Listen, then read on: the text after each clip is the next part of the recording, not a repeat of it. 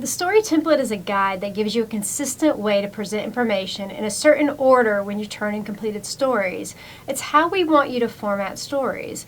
It also helps remove many of the questions you may have about what needs to be turned in and how.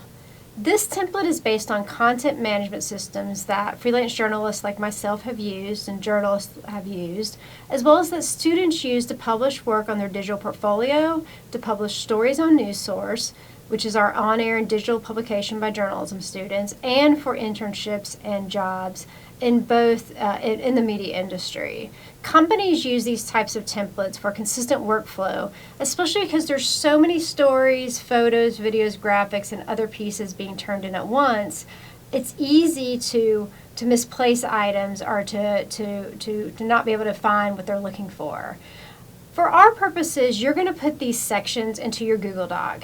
If there's a situation where you don't need to include one of these sections, your professor will let you know, but you will use this for full stories, not for exercises in which you're only writing a couple of paragraphs. The story template also has headers for clarity. You don't have to use the headers unless you want to. You can just provide the information that the header is seeking. In this video, I will explain the template so that you can understand its importance, as well as how to use it. You're going to see examples from the Associated Press, from our college's NewsSource site, and the Oglethorpe Echo. That's the nearly 150-year-old paper in the county next door that our college is saving with stories written by students. So there's some benefits for you. First is that you're going to be consistent. Anytime you're writing a story, you're going to know what's expected of you and exactly where it needs to go. It's also clear. The template explains what is needed and how it relates to assignments or your work in the industry. Also, you're going to be able to be efficient. You're going to follow this template from your first full story to the end of the semester so that you're going to know which parts to include and you're going to be able to do them quickly. And you'll also know what you need as assignments become worth more points during the semester. That's also being prepared, but another way in which you're being prepared is that you're going to have what you need to put stories on your digital portfolio during the semester instead of having to add all the elements later. So the first part is the document name, and so we are inspired by this idea of what to call the story in terms of this phrase or this word in the media industry called the slug. So that's how the story is named to keep track of it in the publishing process. So often your professor will tell you with some assignments, or we're going to just tell you, hey, think of a great document name that relates.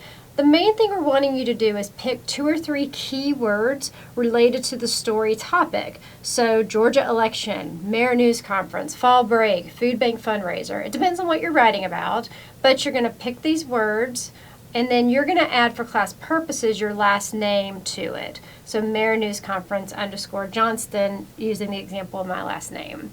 Most of the elements in the story template, including the document name, don't go toward your word count on assignments. You also will include your budget line. So the budget line is a story summary of typically 1 to 2 sentences or 25 to 50 words. You're going to write budget lines to pitch ideas to your professors, just like we do with editors, as well as for fully reported stories. When you're pitching, a well-constructed and thought-out budget line helps an idea get approved and get on the publication and newscast schedule. Editors can tell when your budget line is thin, when you haven't done enough research. So you want to make sure you've done research before pitching a budget line. Sometimes, especially in hard news stories, your budget line can be used as your first sentence or paragraph. Either way, the budget line gives you a clear idea of what your story is about. So I pulled some examples from the Associated Press of budget lines. So here's one on Britney Spears, the redistricting, and retail. And so again, this shows you these in capital letters would be the slug, or what we're calling the document name. But then the budget line are 1 to 2 sentences and very clear subject, verb, object sentences, but chock full of information. The 5 W's and the H are typically in this, used to kind of pitch the story to editors and to give a clear sense of what the story is about. It also has the byline at the end, the number of the words, and whether photos or video are provided. Again, for our purposes, We're going to know the amount of words for our assignments and whether we're going to want photos and our video. The byline. The byline's your name. It's how you want your work, your name to appear when your work is published. So these are some stories from the Oglethorpe Echo of our student journalist. And so again, they have their names with their stories. Most people use first and last name. Some reporters do use initials for their first name. Others use their middle name or middle initial as well. But again, the byline's not part of the word count. It appears before the story starts. Multimedia elements. So you're going to insert your photos into the Google Doc. Typically, we will ask for a certain number of photos, but you will put it above the story in your Google Doc because that's generally where it appears when it's in print or online, including even on like a social media post. So the photo goes above the story. You're going to insert your photo or photos, but every photo needs to have a caption and credit info for that image. So in this one, this photo was taken by one of the students working for the Echo. There's 2 sentences. The sentences have those 5 W's, generally who, what, where, when, and then it has the student's name. This one was submitted by our profile subject source, and so again, there's still a caption and it says submitted photo. We also would like you to be as clear as possible. If it's submitted, who is it submitted from as well. So we need 2 sentences for photos that you take. Again, first sentence needs to have who, what, where, when in it. And then the second sentence is giving more context, explaining why this photo is important to the viewer, but provide it in a factual way. Please note, violating copyright is a serious matter.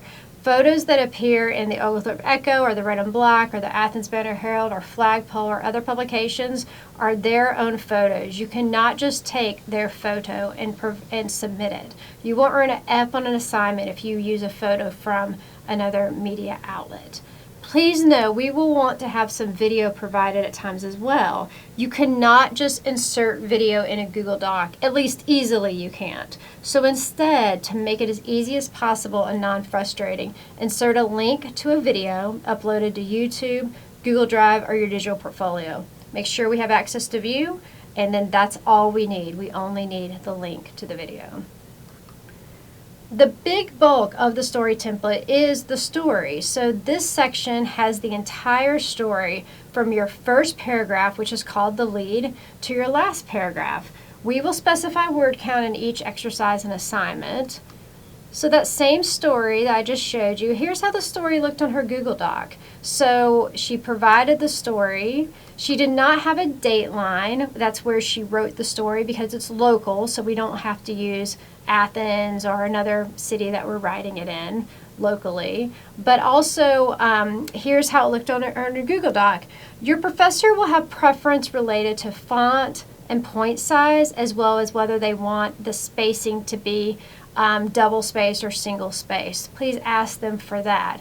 However, please know that when you're using multiple sentences in a paragraph, we only want one space, not double spacing between sentences in the same paragraph.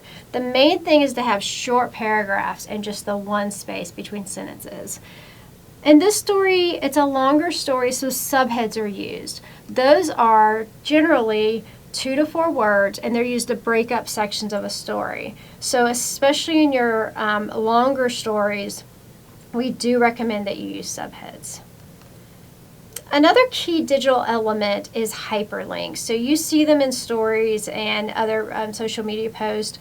And so again, we want you to include 2 hyperlinks to primary sources and documentation that support your reporting. This practices the concepts of engagement and accountability and news gathering. So the way you're going to do it, if you have not done it in a Google Doc or in a document, you're going to highlight the text you want to turn into a link. So in this case, I highlighted her Instagram account, and then you're going to click the chain in the toolbar, and then you will use the URL in this box and then just hit apply, and then it will have a linked part of that story. You're going to add headlines to the stories that you post in your digital portfolio later this semester, so you're not going to write headlines before then. The next video will explain the final elements of the story template.